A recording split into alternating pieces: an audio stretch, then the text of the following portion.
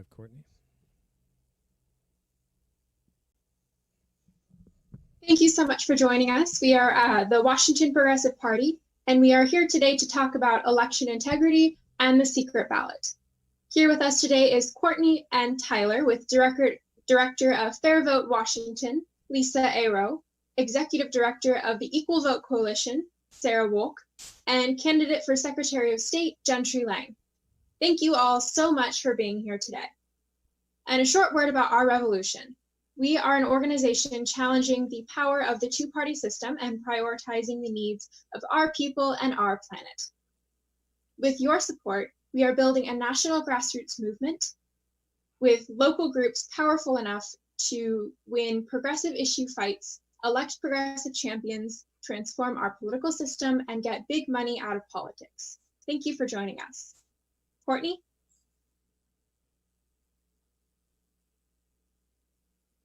You're muted, Court. Thank you again.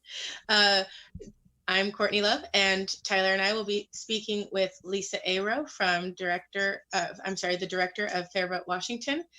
And Lisa, could you please say hello and tell us a little bit about yourself and Fair Vote? Hi, folks. Thanks for having me here. I'm a longtime high school and middle school math teacher and school administrator who in the last 2 years have been swept into this very exciting grassroots movement for electoral reform here in Washington State. Fair Vote Washington is a nonpartisan nonprofit here in Washington with about 10 chapter groups all over the state, from Spokane to Bellingham to Vancouver and everything in between. We've got supporters working hard on all kinds of issues, particularly a 2020 candidate outreach going on right now. Our long-term goal is to bring ranked choice voting to the statewide, and in the near term, we've been working on a local options bill that would allow local jurisdictions to adopt ranked choice voting. Thank you. Tyler? Mm-hmm. Muted, Tyler. Let's get to all three candidates for a brief introduction, and then we can kind of get into the more nitty-gritty about the bigger picture. Let's go straight to Sarah, if that's okay, and introduce yourself and let us know what you're doing. Thanks. Hi. Yeah, I'm Sarah. I'm the Executive Director with the Equal Vote Coalition, which is dedicated to fighting for equality in the vote itself. So our current system really plays favorites in predictable and familiar ways. It's not fair. That's why we have groups like Fair Vote doing the work they do. Equal Vote is advocating for star voting, which is a different type of preferential voting method that was invented more recently. So with star voting, you score your candidates up to 5 stars on a 5-star rating type ballot. The 2 highest scoring candidates overall are finalists, and your vote goes to the finalists you preferred. So what that does for you is, even if your favorite can't win, your vote makes a difference. It finds a majority preferred winner, and you don't have to worry about voting lesser evil, strategic voting in terms of, is it safe to actually vote your conscience? With the Equal Vote Coalition, the idea really is that we should be able to vote our conscience. We should not have to worry about wasting our vote, and the candidate who best represents the will of the people should actually win. So we have a long way to go, but it is an easy fix. And we'd love to see everyone getting more involved and more educated about this. Thanks for having me. Yeah, that's great. And then Gentry, would you introduce yourself and just let us know who you are and what you're doing? Sure. My name's Gentry Lang. I'm running for Secretary of State.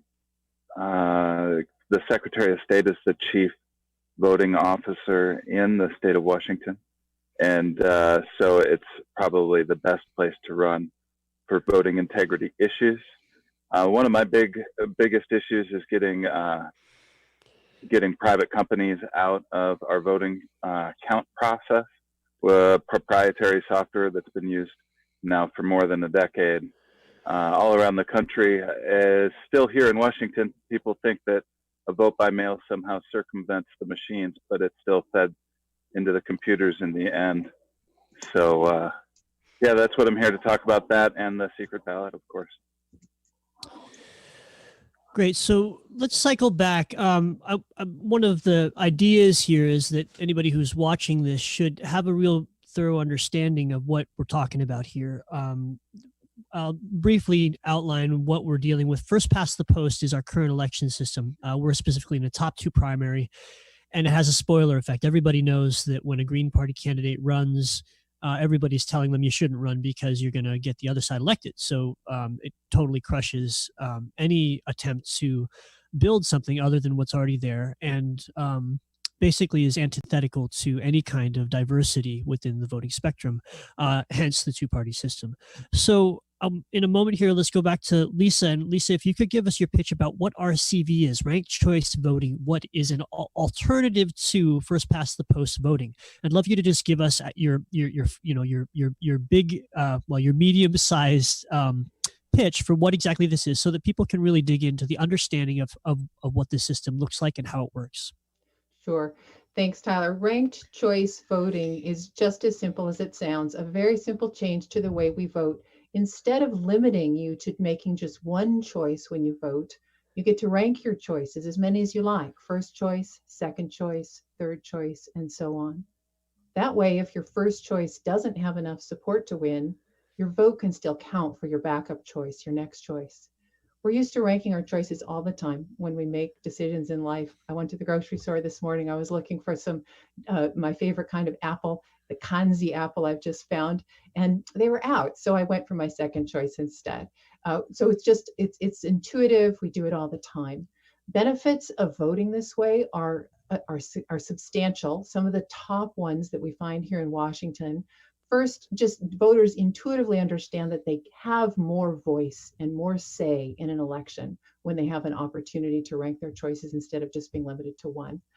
Another that we're finding in the 20 or so jurisdictions around the country that are using ranked choice already, that have been using it for over more than a decade at this point. We have a lot of data that's supporting the outcome that we're seeing more women and people of color both running and winning in ranked choice elections. I have a lot of data about that if people are interested in more details, but that's the high level view, and it's really working.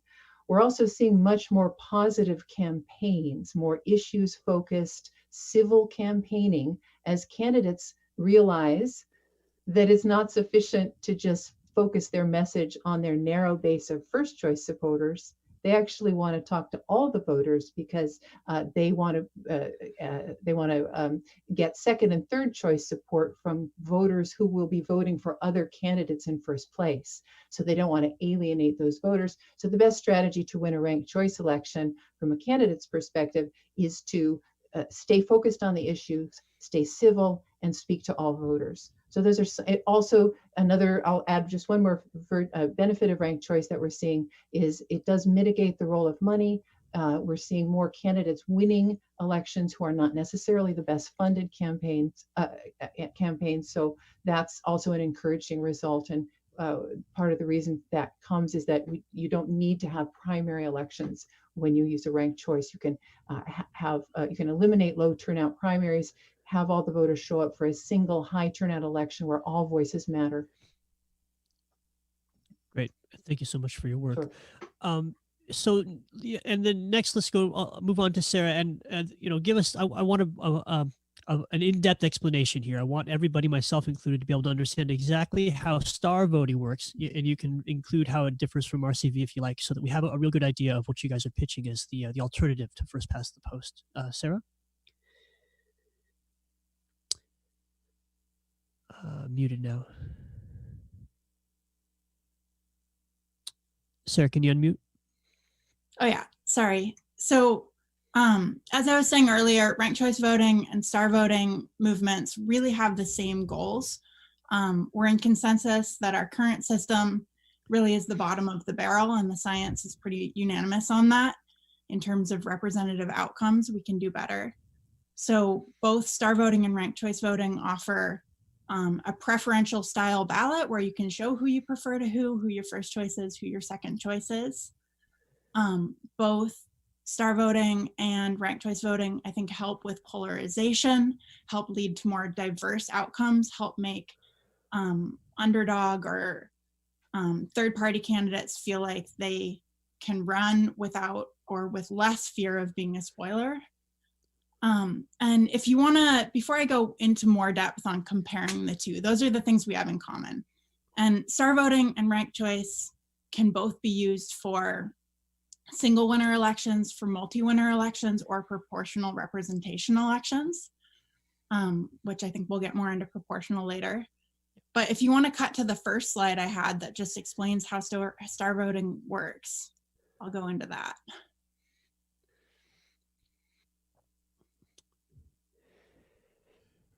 Which And that was- I'm what's the sorry, I'm not sure. I have a voter satisfaction efficiency chart and election accuracy by voting method chart. We might not have gotten it in. Oh, okay. Well, in any case, I'll explain it. So with star voting, you've got a 5-star ballot.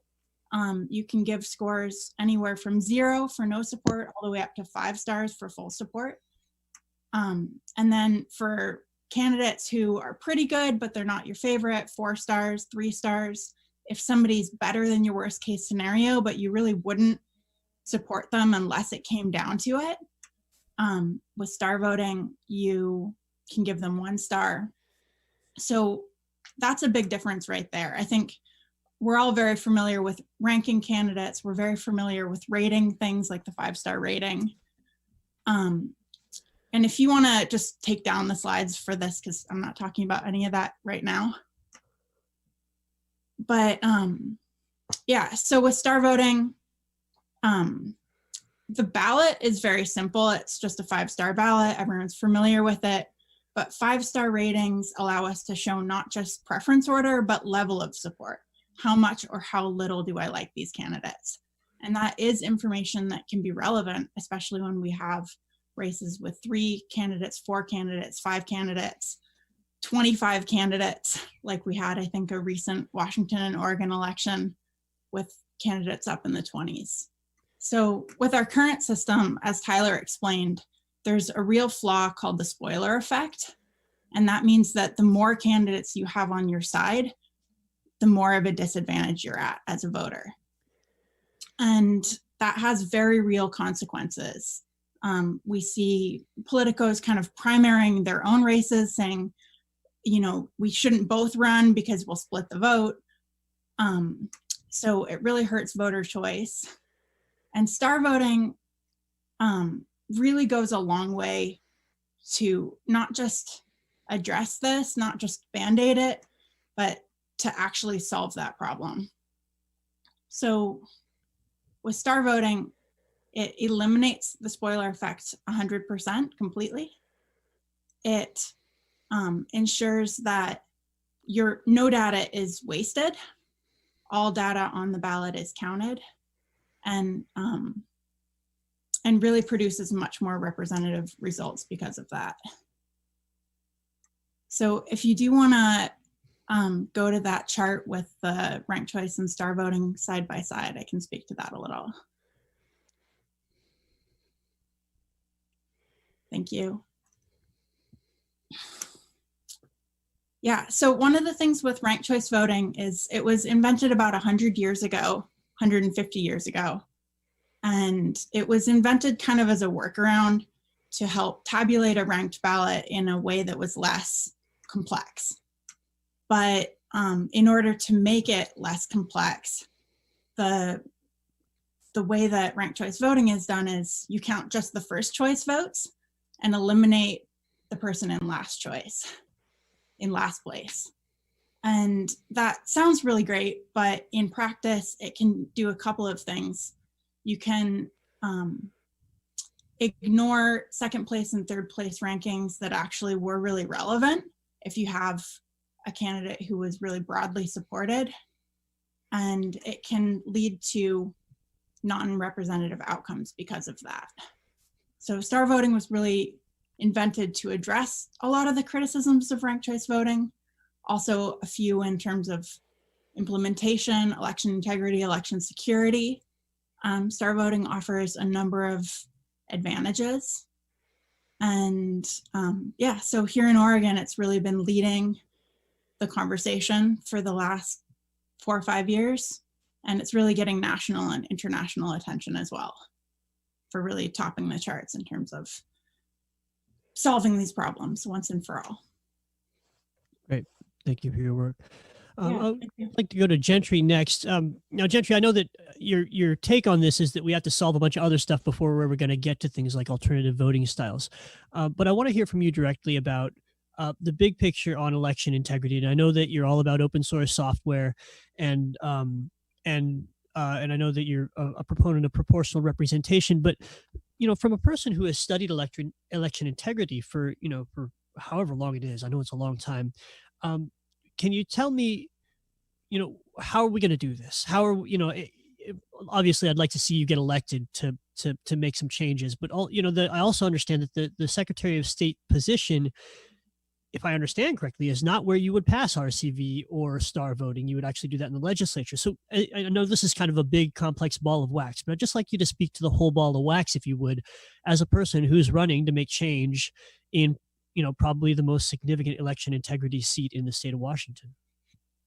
Well, I think you're right. Thanks for having me. The reality is running for office is probably a really good place for people to start if they have some background in the issues. I think a whole host of people running for county auditor would be a great place to get going. The reality is that it is more of a bully pulpit position than a legislative position, so you're right about that. But I would like to use it largely to talk about things that are not being talked about. A lot of people think that I'm fairly anti-vote by mail, which I kind of am, but I'm more interested in the overall goal of how do you create public ownership and public control of the system. And there's two things that happened with our switch to vote by mail, which people don't talk about. One is it undermined the secret ballot, and two is it closed the poll sites. And they kind of go hand in hand. When you close the poll sites, you undermine the secret ballot.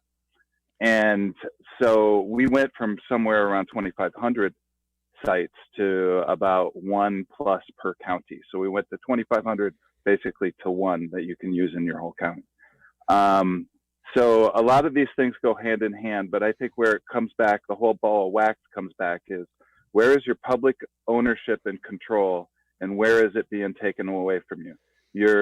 Your control is being taken away from you, both physically when you shut down the polls, as well as electronically when you allow private corporations to count the votes and hide behind trade secrecy to do it. Yeah. So, okay, now, and again, I'm going to, it's a little bit popcorn. It's such a big topic, but I want to go back to this concept of proportional representation. One of the, in my estimation, one of the magic bullets, and I think we'll go to Lisa next on this, because I understand that the goal here is to solve some real serious problems, like, the fact that arguably most of the country feels unrepresented in their government is, in my estimation, is the real root of the problem. And proportional representation, which we had once, solves that, because even if you're the minority, you still have a voice, and that's a really, really, really big deal. So I know that I've heard Lisa say that the end goal is actually proportional representation. Correct me if I'm wrong, but that's my understanding anyway. And I'd like you to fill us in on how, the implications of that on the big picture, and how we would get there using your chosen system. Thank you, Tyler. Really appreciate it. If you don't mind, I want to just quickly say a couple things, because Sarah had some things to say about ranked choice voting, which were not all true. So I want to just quickly add that how wonderful it is to have so many people interested in electoral reform. It's terrific. And we're very excited to see STAR just recently developed. It's about 6 years old, I think. And ranked choice voting has been used for more than 100 years. So again, we've got a lot of data that's demonstrating results from ranked choice elections, and we're very excited to see STAR. We think the next thing is to use it in a town or two so that we can begin to get some data. It is at this point hypothetical, the results, and it'd be great to see if the claims that the proponents of STAR are making can really hold up when it's used in public elections. I also want to just point out that I'm 100% with Sarah that we're all on the same team and agreeing that the current method that we use, single winner, winner take all, choose one, first past the post, there are a lot of names we use for it. There's broad agreement that it's the worst possible way that we could be voting. Spoiler effect and other reasons, so we do need to displace that. And you know, our view is that the priority is to displace that method. And it's wonderful to continue to develop more new, better, perhaps ways of voting, and we're eager to see those results.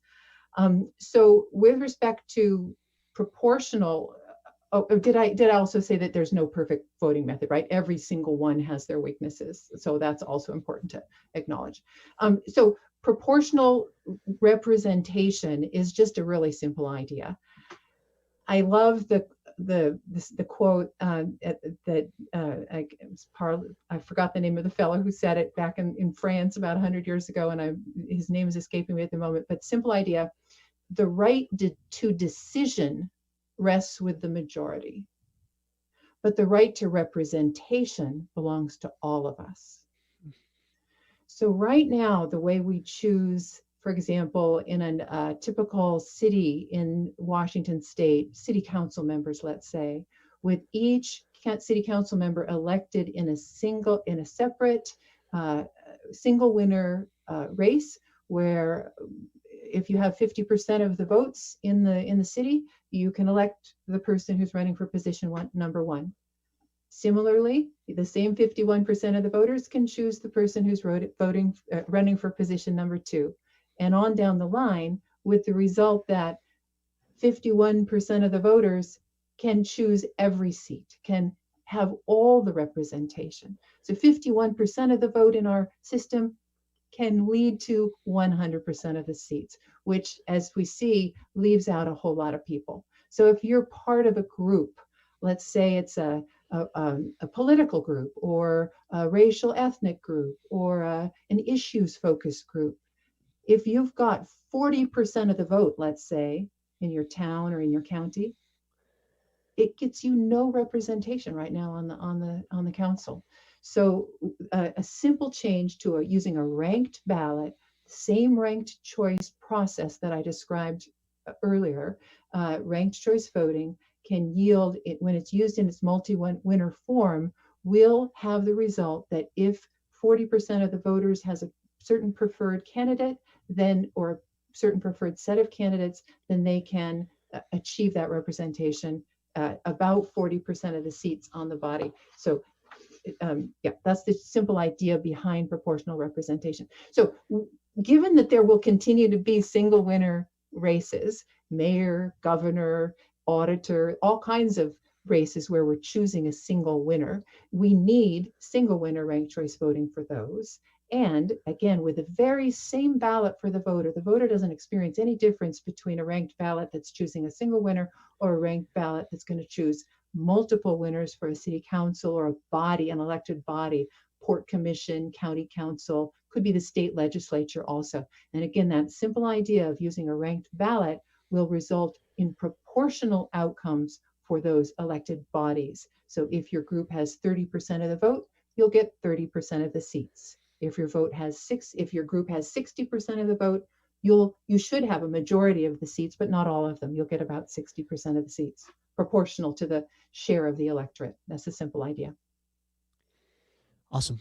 So within, to give a real world example, in Washington State, many people on the right feel like they have no voice because, the whole legislature is dominated by the left, by the Democrats. And many of us believe that there should be a seat at the table for everybody from the libertarians, the Greens, the progressives, and the Democrats and the Republicans.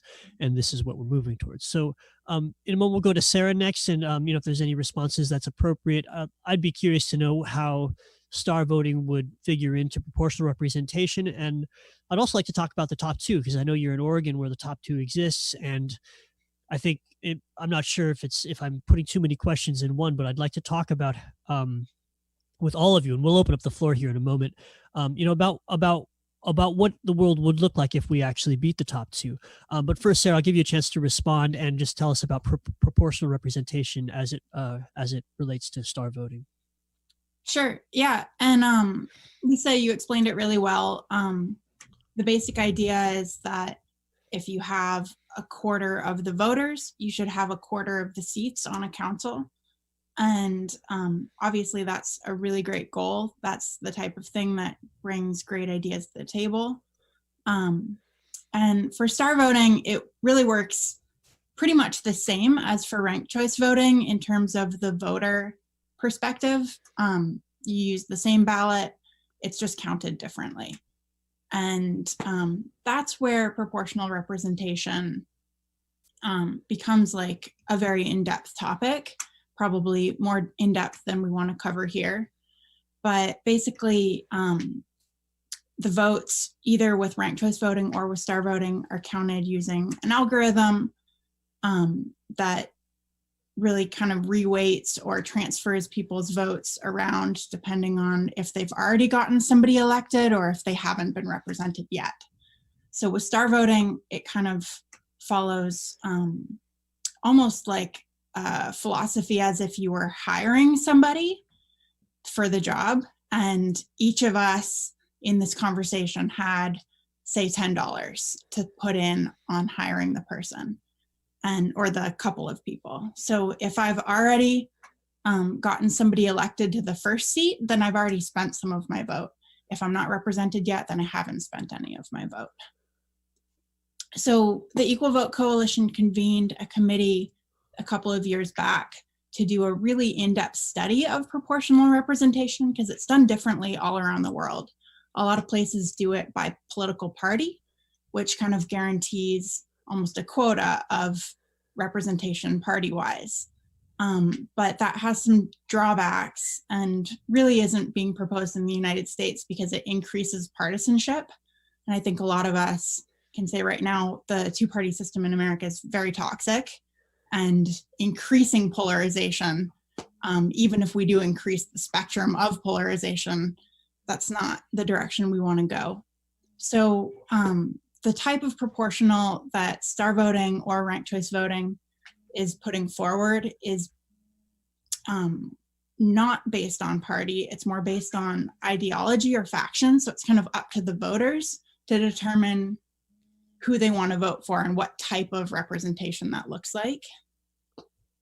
So, and there's a lot of different details, and those details are very, very important. So proportional representation done wrong can help extremist, hateful factions get representation and then use that platform to rise to power. That's happened throughout history around the world. If you set the thresholds high enough so that, you can't just win with 5% of the vote or 10%, you need 25% or 35% to win. You can kind of rule out extremist minority groups, but that also might rule out minorities that you really want to have included. And so it does become a complicated thing that deserves deep study. And the devil's in the details. Yeah. Good. Thank you. So I want to keep it more open now. So I want to invite people to just jump in if you feel it. Right now, as everybody in the room has stated, we have the worst possible system. Not just in first past the post, but the top two primary is just, it's not doing what it's supposed to do. And it was actually, the background of the top two is that it was we the people that did it. It was an initiative. We gathered the signatures and passed that through. It was not the legislature. And the way these things work, as I understand it, and I'm no expert, is that if such an initiative doesn't do what it was intended to do, then it can be overturned. And I did the data myself last year, and the intention of the top two was to create more diversity, to allow third parties to have a chance, and to make a situation to correct the problems that everybody knew existed. The two-party system has been known to be toxic for a long, long, long time. And since then, it has never been the case that, except for by defaults, a non-mainstream candidate has gotten through. It's never happened. And I don't know, I didn't actually do it last year. I didn't check it last year to see if anybody has solved it, but that is grounds to change it. My understanding is that would then revert back to what we had before, which I believe is the Montana primary, where everybody sends one person from their primary, every party, and of course then we get a spoiler effect. So I just want to open the floor and ask people, how do we fix this? Let's say I did it and I raised the money to hire a lawyer to beat the top two, and we did overturn it, which we probably could right now.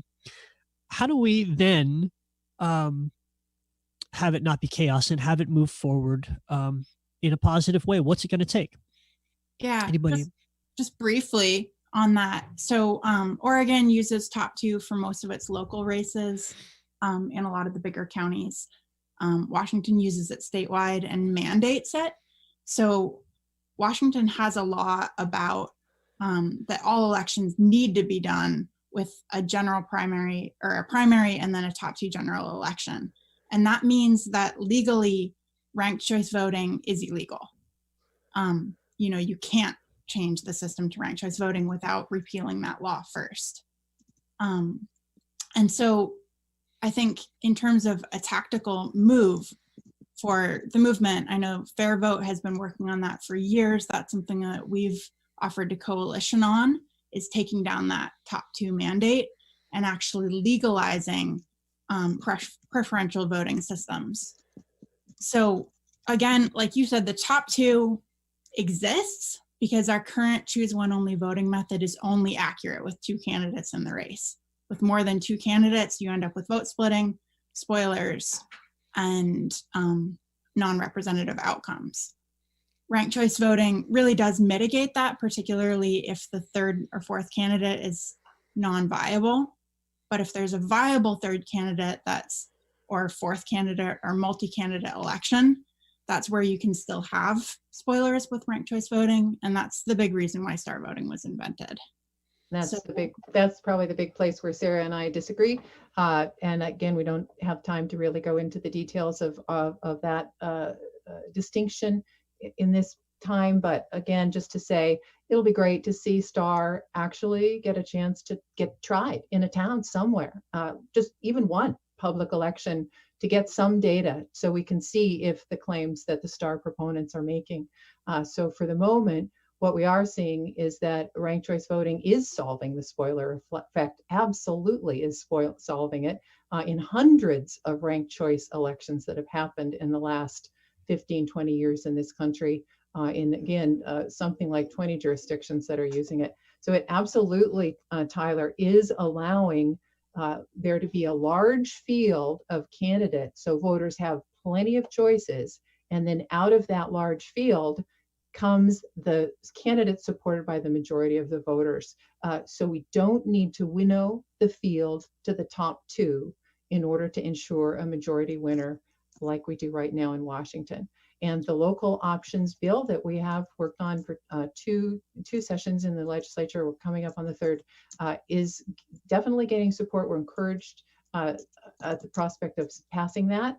We're also planning for a statewide ballot initiative, laying plans for that. So if folks are interested in adding your voice to this movement that is growing quickly in Washington state to bring ranked choice voting to our elections, we'd love to have you sign up at fairvotewa.org, our website, and get involved because we think we can pass this bill, and we know that we have the support on the ground for statewide ballot initiative in about a year as we're looking to launch that. Okay. Can I jump in as a candidate that's done both primary systems? Yes, Absolutely. and I would like to add that there was a question about election integrity in the chat. So would you go in a little more about election integrity as well? Sure. So I've been a third-party candidate under both systems, under the Montana system in 2005 and now under the top two system. And I would say that previously when you ran third-party, I ran for the Greens, you had a lot more wedge to get into the system and make people address the issues that people wanted to address. Under the top two system, what is happening is the Republicans and Democrats just have it locked down. and they can ignore you through the primary, and then it happens in August and it's all over before really third-party candidates traditionally have gotten started. Most third-party candidates don't run for 2 years. They run at filing week, and then they get moving. But this system really eliminates the third-party voice. I'd say much more than previously. As far as election integrity, I don't know what the exact question was, but I've been working on election integrity issues for about 16 years. And I first got involved because of the black box voting issue and debold election systems and the touchscreen voting machine issues. And I ran Andy Stevenson's campaign, formerly for a Democratic campaign in 2004. And we spent a lot of time uncovering all the problems with the voting machines and the software, and working with Bev Harris, who wrote Black Box Voting, and uncovering all the problems with the software. When Andy died in 2005, his last vote was a vote by mail ballot, and it got rejected upon signature. And so I started looking into the problems with vote by mail because everybody else had done other work on the election integrity side. And so I've spent a long time looking at just the inherent problems of vote by mail. And lately I've come to propose a walk-in drop-off absentee system over something like a vote by mail system. We probably don't have time to get into all the election integrity issues, but largely what I try to do is think about things as what is public ownership of the system and of the counting, and how does the current system need to be improved to improve that public ownership and control. Okay, thank you. Maddie and or Courtney, you guys have anything more you want to jump in with? I have tons of questions, and I'll just keep on going, but I want to make sure there's space for other people to have the floor too. I do actually have one question for Gentry Lang. So vote by mail historically has increased voter turnout, especially in rural areas, because polling stations in rural areas tend to be farther from people's homes. So how would you address the issue of voter turnout if we're turning away from vote by mail? Well, thanks for the question. First, I wouldn't, I'm trying to draw a distinction between something of a vote by mail system as well as an absentee system. So I'm not totally against an absentee system. Second, we have vote by mail in Washington. It's not going to change for this election. So this is a theoretical conversation right now about election integrity. And for your exact question, I don't know that turnout is worth sacrificing accuracy and having your vote counted honestly. And that's something we should look at, because before you even get into stuff like what happened in North Carolina this year, where one person decided to rig the whole election with absentee ballots, before you get into the nefarious stuff, there is all sorts of accuracy problems within the system itself. For instance, Greg Pallas just wrote an article recently showing that Washington, Oregon, and Colorado, the predominantly vote by mail states, are throwing out the most votes in the nation. So there is a problem there, and it kind of needs to be addressed. And then underlying everything is a secret ballot issue, which when you move to a vote by mail system, you no longer really have a secret ballot system. Originally, the Australian ballot was created, and it used a poll site to make sure nobody was looking over your shoulder. And when you go to a vote by mail system, you enable everything from vote selling to voter influence. And so I believe we can get a lot of what people like, the convenience, the increased turnout, through a robust poll and drop-off absentee system. You'll see drop boxes all over King County, without sacrificing things like accuracy and security of the system. Does that answer your question, I hope? At least to some degree. Yeah. I I'd love to respond to that. have I'm sorry, go ahead. Yeah, if I can respond to that, being from Oregon, I've grown up with vote by mail. I think it offers a lot in terms of, like you said, accessibility, increased voter turnout, and increased voter education for the voter to be able to do their homework, to sit down with their computer and say, wow, I want to look up this person's record on, police accountability or the environment or whatever. I can sit down, watch some YouTube videos and really make educated decisions. And you just can't do that the same way when you're voting in person at an electronic thing that's hackable. So I do want to validate what Gentry is saying about these concerns. And I do think that there are ways to mitigate those concerns without throwing the baby out with the bathwater. So for example, he's talking about a black box. Voting machines should be, first off, a voting machine is what you use to vote in a state that doesn't have vote by mail. A vote tabulator is what we use in states like Washington and Oregon. And those should absolutely be open source. They should be not connected to the internet. There's a whole bunch of election integrity protocols that are best practices that should be independently verified on a level that they're currently not. We also should have protocols in practice, not just in theory, for risk limiting audits. So a risk limiting audit actually takes a percentage of the vote, hand counts it essentially, or retabulates it and says, did these results match in the sample size? If not, we do a bigger sample size. If not, we do a bigger sample size.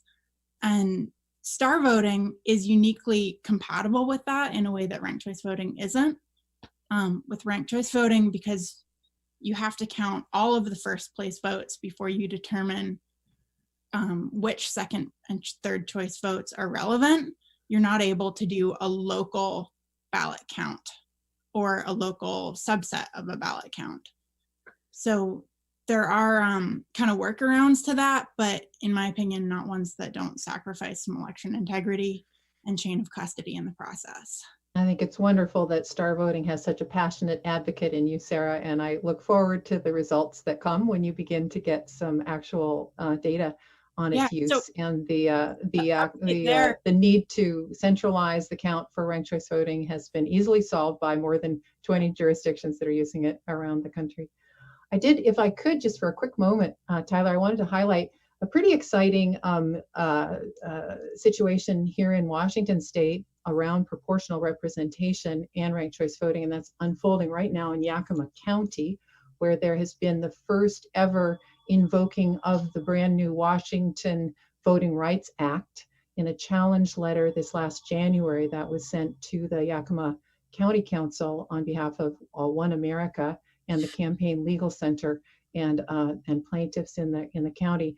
And we're awaiting the results of this period of time where there's essentially negotiations happening. In another month or so, we'll know whether the county is going to accept the recommendation that they switch to ranked choice voting, proportional multi-winner ranked choice voting to improve the representation, because the issue there is that while just under 50% of the voters in Yakima County are Latinx, so it's about 48, 49%, something like that. They've over the entire history, there's only been one ever candidate from the Latinx community who was the choice of the community who's been elected to the council. So we do see racially polarized voting in that county, and this proposed reform would essentially ensure that those voters can elect a candidate of their choosing. So it's quite an exciting thing to be watching, and we'll know within the next month or so where that's going to go. I'm looking forward to that. Like to, go ahead. Sarah had a response to the data thing that we should get to, but go ahead. Okay, go ahead. So just super briefly, star voting is new, but it has been used a lot in the number of years that it's been around. Just recently, the Independent Party of Oregon ran its full statewide election using star voting, and we have the results from that. So we do have some hard data for the first time. The Democratic Party of Oregon is currently using it for the presidential delegate elections. And so there's there is real data, real implementation. And I think that data does refute some of the concerns that people had about, you know, change is scary, should we be first? That's really the big criticism that we hear. Courtney, you want to go ahead? Yeah, the data is brand new, and we're all excited to see it. And it was just this last month that the Oregon Independent Party used it, and that was really the first time. And that again is not a public election yet. So again, we need a city or a town to try it out so that we can really begin to learn if it's able to live up to its claims. Yeah, and you know, I do second the need for empirical data on voter behavior, but we do have a lot of data showing that people want to be honest, they want to be able to vote their conscience, they want that power. And we have a lot of data on the 5-star rating. The 5-star ballot has been used worldwide more than any other type of like polling tool. Another thing that we have is like, if I wanted to build a skyscraper, I wouldn't build it like in ancient Italy where they built the Duomo and then they worked for a generation and then it falls in and then they try again and they're like, oh, let's try the design number 2 and it falls in, and then trial and error, they get it right. This is the modern era. We have modern science, and the science on voting reform shows that solving the spoiler effect is doable. And by that, I mean vote splitting specifically, including the center squeeze vote splitting that ranked choice has. So a lot of this is just mathematically testable. It's math. Could I jump in 1 sec? Yes, and then I have a follow-up for you. Sure. The computerized voting in vote by mail goes on behind the scenes. It is through the tabulator system, but there's still the same companies, the same basic companies that got involved in computerized voting that we documented throughout the early 2000s and were part of the Hacking Democracy HBO film. And so the reality is Diebold became Dominion Systems, and in Washington State, we currently have 4 private companies that control the voting system, the voting machines. And what vote by mail does, instead of a robust absentee system, I think that could get the same effects without sending it through the mail, what vote by mail does is it shuts down the polling places. And what I find troublesome is that people haven't thought about what we are advocating for the country at large at this point. We went from 2,500 polling places down to less than 60. And what we're seeing throughout the country, not here in Washington and not perhaps Oregon, is we are seeing elections that are being rigged consistently with absentee ballots. You saw it in North Carolina last year. You've seen it in Miami-Dade County famously. You've seen it in Texas. You've seen it all over. And just because people don't talk about it doesn't mean it doesn't exist. And one of the things I would draw back upon during this conversation is the conversation about voting at the kitchen table. Voting at the kitchen table is fundamentally not a secret ballot. A secret ballot gets done in a poll booth. You might like it. It might be convenient. In fact, people do seem to really enjoy voting by mail, but I don't think anybody discusses the problems with vote by mail. And the major problem right off the bat is it is not a secret ballot. And the secret ballot is one of those things that is guaranteed at this point by international human rights law.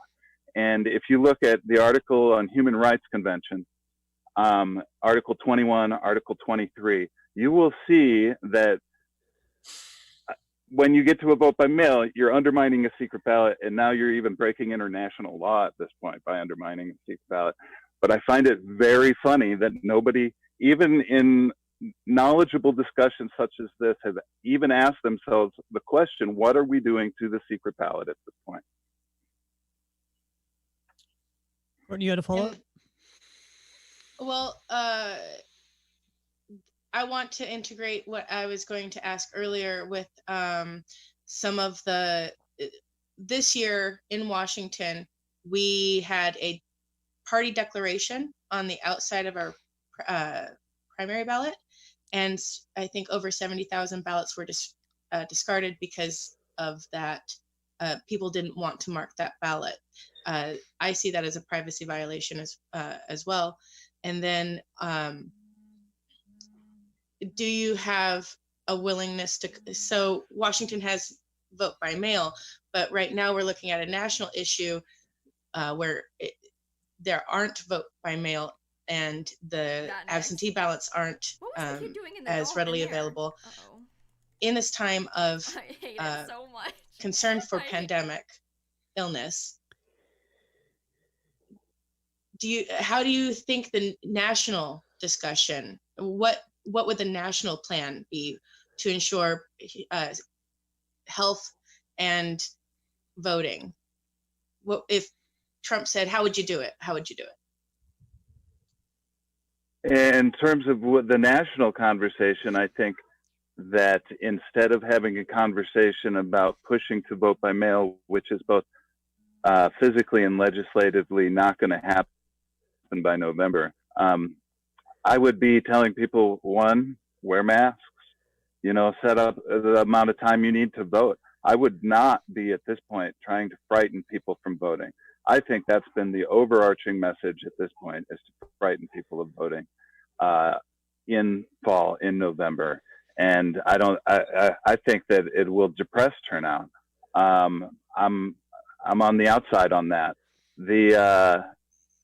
I'm not telling people not to vote by mail in Washington. If anything, for election integrity, I would suggest using the drop boxes. I prefer that over the mail system. But on the national topic, I support early voting centers and drop-off walk-in absentees at this point with the pandemic. The reality is, if we wanted to solve problems for this November, we would have needed to be doing it last year and the previous year and the previous year. This November is kind of locked in legislatively. And what I see even in Wisconsin that went on is this push to vote by mail gets just a lot of votes set aside then. And because the law is not actually on the side of executive power on the behalf of the governors to change how your voting system is done, suddenly in a pandemic, that's not their power to do. And so they say, okay, we're going to do all of this stuff, and then the Republicans fight it, and then later on you'll see that the votes largely get set aside, and whether or not they're counted later on gets pushed into the courts. And we all know that chaos has not been real friendly to the cause of voting integrity. Okay, so we got to close up. Thank you, Gentry. I guess, can we get a 1-minute outro? Just, it's okay to repeat yourself. Who are you? Where can people find you? And then Maddie, if you could take us home, that'd be great. And remember to mention your upcoming events. Yeah, Lisa, please first. Great. Lisa Aero, Fair Vote Washington. You can find us at our website, fairvotewa.org. We do have a project happening right now, 2020 candidates reaching out all over the state to the almost 900 people who are running for office right now in Washington state. Our volunteers are contacting those candidates to encourage them to fill out a questionnaire about their support for ranked choice voting, and we have workshops we're offering to candidates so they can learn. I just want to underscore that our current winner-take-all method of voting, our current choose-one voting method, is a big problem, needs to be replaced, is absolutely driving the political dysfunction we're seeing in our country right now, and the polarization, the lack of competitiveness in elections, the wasted votes that voters experience, and so on. So it's really imperative that we replace that method of voting with a better method. Ranked choice voting is the only method that's been used in public elections with a track record of experience. Let's get on board. Let's bring ranked choice voting to Washington, and we can continue to improve our democracy, which we know has always been a work in progress, by continuing to look for more and better ways of voting down the road. Thank you. Yeah, thanks for joining us, Lisa. Sarah, would you go next, please? Yeah, Lisa, and thank you for all your work. I definitely want to second what you said and really uplift the voice of people that have been working on this issue for decades.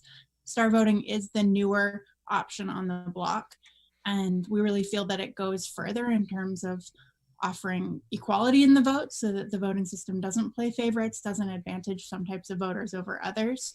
It goes further in eliminating vote splitting and the spoiler effect. And it goes further in just electing representative outcomes. So the candidate or candidates that best represent the people. Star voting, you score your candidates up to 5 stars. The 2 highest scoring candidates are finalists, and your vote goes to the finalist you preferred. So whether or not your favorite can win, your vote makes a difference. So again, I'm Sarah from the Equal Vote Coalition, working all around the country nationally to bring star voting and more equitable voting to the people. You can get involved and learn more at starvoting.us and check out our events at starvotingus.us/events. So one that we have coming up is a roundtable on equitable voting in terms of eliminating implicit bias. So look forward to seeing you all get involved in this, and look forward to coalition and continuing the conversation with Fair Vote as well. Good to meet you. Thanks for joining us. I really appreciate your time. Gentry? Hi, thanks for talking to me. I learned a lot. I really like both. I kind of like all the different voting systems that people propose. At some point, I would like to see how they all function, you know, on a large scale. So I've learned a lot about star voting this conversation, and I enjoyed it thoroughly. My big thing is talking about public ownership of elections, public ownership of the software and the system at large. You can find out more about me at gentry4sos.com. And thanks. This was a great discussion. I am excited to talk to voting activists. I often feel like we're all alone. Awesome. Matt, do you want to take us home? Absolutely. And thanks again to our guests, Lisa Arrow, Sarah Walk, and Gentry Lang. And for those watching, thank you for sticking around. In the description below the video, you will find donation links to UpHill Media to keep the lights on, and to Our Revolution Washington to help push the progressive movement forward locally. And thank you again for being here with us today. Like, share, comment, tell us what you think about voter integrity and election integrity. And let's get the conversation going. Amber, anything else? Oh, I think Amber had to go. I think we're clear. Perfect. Cool. Well, I want to Thanks, add everybody. thank you so much to our hosts and to UpHill Media for putting this all together, for organizing this great discussion, and for giving a platform for this critical issue in this critical time in history. Thank you all. Thanks so much.